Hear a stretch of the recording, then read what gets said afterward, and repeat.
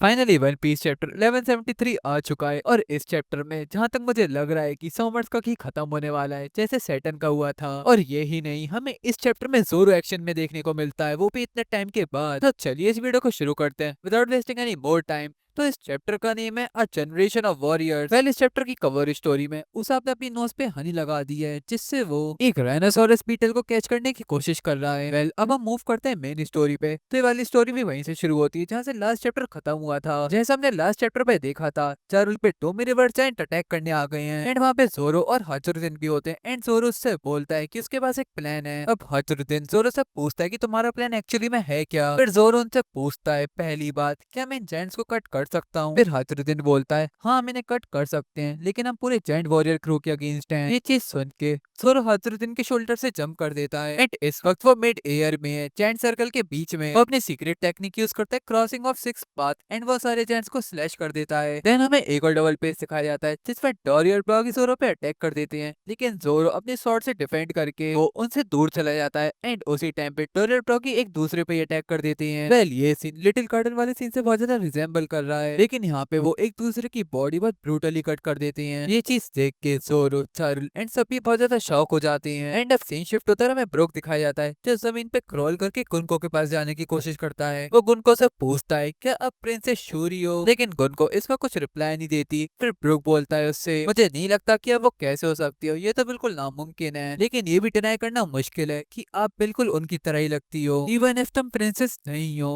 शायद से तुम ब्लड रिलेटेड हो उसकी। अगर प्रिंसेस जिंदा भी होती तो वो लगभग 80 साल की होती आज। ऑफ कोर्स वो मुझे पहचान भी नहीं पाएगी क्योंकि टाइम भी बहुत ज्यादा चेंज हो गया और मैं भी बहुत ज्यादा चेंज हो गया हूँ, लेकिन तुम्हारे फीचर्स, तुम्हारे ब्लू हेयर और जो मिसमैच आई कलर्स हैं एंड तुम्हारे कनेक्शन होली लैंड से, प्लस तुम मेरे गाने भी बहुत ज्यादा सुनती हो, ये सारी डिटेल बिल्कुल परफेक्ट मैच है प्रिंसेस शूरी। मैंने सोचा था मैं पूरी जिंदगी निकाल दूंगा अपनी तुम्हारी ना सोचने के बारे में। उस आदमी के मेरे ऊपर बहुत एहसान है जिसकी तुमने जिंदगी ले ली। गुनको को कुछ याद आने लगता है, लेकिन ईमो उस पे फिर टेक ओवर कर लेती है। ईमो गुनको से बोलती है, क्या तुम्हारी मेमोरीज वापस आ रही हैं? देन गुनको ब्रुक पे अटैक कर देती है, लेकिन वो अटैक करने से पहले बोलती है कि ब्रुक जल्दी से हट जाओ यहाँ से। एंड गुनको का भी उसके एरो से भी कंट्रोल छूटने लगता है। ये चीज देख के ईमो को बहुत ज्यादा गुस्सा आ जाता है। वो गुनको से बोलती है, गुनको क्या तुमने अपनी विल से मूव करने की कोशिश करी? एंड इस वजह से गुनको को एक बैकलैश सफर करना पड़ता है। ईमो उस पे और भी ज्यादा कंट्रोल करने की कोशिश करती है। ब्रुक उससे पूछता है, तुमने मुझसे भागने की क्यों बोला? मैं यहाँ पे मैटर सेटल करने आया हूँ हमेशा के लिए, अब तुम मुझे बताओ कि तुम हो कौन। लेकिन ईमो उस पर अटैक कर देती है एंड वो उससे पूछती है कि तुम गुनको के हो कौन। और अब सीन शिफ्ट होता है एंड हमें उरसप और नामी का ग्रुप दिखाया जाता है। ये सब लोग भी फ्री हो जाते हैं क्योंकि गुनको ने अपनी एबिलिटी का कंट्रोल लूज कर दिया है। लेकिन यहाँ पे रॉबिन फ्री नहीं होती क्योंकि रॉबिन को सॉमर्स की एबिलिटी ने इम्प्रेजन करा हुआ है। एंड यहाँ पे सांजी भी आ जाता है और उसे लोगों को फ्री करने की जरूरत नहीं पड़ी क्योंकि सब ऑलरेडी फ्री हो चुके हैं रॉबिन को छोड़ के। और अब सीन शिफ्ट होता है, हमें सॉमर्स एंड वो जायंट किड्स दिखाए जाते हैं जो शिप में पहुंचने वाले हैं। सॉमर्स उनसे चलते रहने के लिए बोलता है। वो बोलता है, बच्चे जल्दी चलो, फिनिश लाइन वहां पर है। देन कोलन सॉमर्स से बोलता है, तुम वही डीमन हो ना जिसके बारे में एल्डर जारुल ने हमें बताया था, हम इन सब का बदला लेंगे जो भी तुमने एल्बाफ के संग करा है। एल्बाफ को वीक मत समझना। देन सॉमर्स कोलन से बोलता है, हमें सब पता है कि जायंट कितने स्ट्रांग होते हैं, इस वजह से हम तुम्हें किडनैप कर रहे हैं। एंड वो उससे ये भी पूछता है, तुम गवान के बेटे हो ना? देन सॉमर्स बोलता है, अगर मैं तुम्हारी जगह होता तो मैं अपना मुंह बंद करके इन थॉर्न्स को रिमूव करने की सोचता। देन कोलोन उससे बोलता है, अगर तुम में इतना दम है तो हमसे वॉरियर्स की तरह लड़के देखो। देन सॉमर्स उसकी बातों को इग्नोर करके बोलता है, देखो अब मैं हर बार भी देख सकता हूँ, अपने होमलैंड को गुड बाय कह दो क्योंकि ये तुम लास्ट बार देख रहे हो। ये चीज देख के बच्चे बहुत ज्यादा होपलेस फील करने लगते हैं और वो चिल्लाने लगते हैं एंड मदद की भीख मांगते हैं। एंड दूसरी तरफ उन बच्चों के parents, replay and other giant उन बच्चों से कैचअप करने लगते हैं, लेकिन उन्हें ब्लॉक कर दिया जाता है उन नाइटमेयर मॉन्स्टर से, यानी कि एमएमए से। और जिस एमएमए ने उन पे अटैक करा था वो नी का एमएमए था, लेकिन रिप्ले एंड और जायंट उनसे डरते नहीं है, उल्टा उस पर अटैक कर देते हैं क्योंकि वो लोग भी वॉरियर जनरेशन से हैं एल्बाफ की। अब सीन शिफ्ट होता है, हमें रोड, गोल्डबर्ग एंड गर्ट दिखाई जाती हैं। वो लोग ये वाली फाइट दूर से देख रहे होते हैं एंड वो डिसाइड करते हैं उस नीका पे अटैक करने का। गोल्डबर्ग एंड गर्ट रेडी हो जाते हैं एंड उनके अटैक का नाम था टू जनरल्स, लेकिन रोड भी आया था इस अटैक में एंड वो तीनों अपना अटैक कंबाइन कर देते हैं एंड वो अब थ्री जनरल्स अटैक हो गया, कोको, सोवेरेनिटी एंड ये अटैक बिल्कुल डॉजर ब्रोगी जैसा है। इस अटैक का इम्पैक्ट इतना लीथल होता है कि उसने नीका एमएमए को पूरी तरीके से ईयर्स कर दिया है एंड ये डायरेक्ट सॉमर्स की तरफ तरफ जाके गिरता है, लेकिन सॉमर्स उस पे अटैक कर देता है एंड वो एमएमए डायरेक्टली उनकी शिप पर जाके गिरता है, जिससे उनकी शिप पूरी डिस्ट्रॉय हो जाती है। एंड चैप्टर के लास्ट पेज पे सॉमर्स के एक्सप्रेशन ऐसे हो गए हैं जैसे कि उसने कोई भूत देख लिया हो, और ये वाला चैप्टर यहाँ पे खत्म हो जाता है। लेकिन मेरी वीडियो नहीं, अब बात करते हैं इस चैप्टर की। तो हमने इस चैप्टर में बहुत सारी चीजें देखी। सबसे पहले ब्रुक और गुनको पे आती हैं। तो ब्रुक ने बोला कि गुनको ने एक आदमी को मारा है जिसके उसके साथ बहुत ज्यादा क्लोज कनेक्शन थे। ब्रुक ने गुनको से बोला कि गुनको ने उसके फादर को मारा है। ये बातें सुनने के बाद गुनको को कुछ याद आने लगता है, लेकिन ईमू उससे फिर कंट्रोल कर लेती है। इससे ये चीज तो पता लग रही है कि गुनको की मेमोरी को पूरी तरीके से इरेज कर दिया गया है जब ईमू ने गुनको पे वापस कंट्रोल ले लिया था।